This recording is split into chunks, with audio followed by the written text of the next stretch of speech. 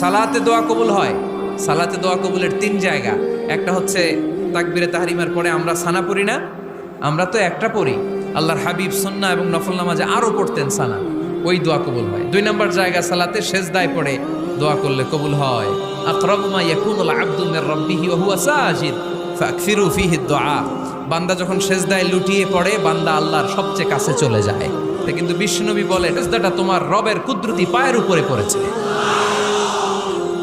সেজদায় পড়ে দোয়া করেন। সালাম ফিরানোর আগে বিশ্বনবী দোয়া করতেন, লা ইউসাল্লিমান্না আহাদুকুম হাত্তা ইয়াতাআওয়াযা মিন আরবা'a। আল্লাহর হাবিব বললেন, 4 জিনিস থেকে পানাহানা আছে, আমার কোন উম্মত যেন সালাম না ফিরায়। তারা যেন পড়ে, আল্লাহুম্মা ইন্নী আউযু বিকা মিন আযাবিল কবর, আউযু বিকা মিন আযাবি জাহান্নাম, আউযু বিকা মিন ফিতনাতিল মাহইয়া ওয়াল মামাত, আউযু বিকা মিন ফিতনাতিল মাসিহিদ দাজ্জাল। আল্লাহ কবরের আযাব থেকে বাঁচাও, আল্লাহ জাহান্নামের আগুন থেকে বাঁচাও, আল্লাহ জীবন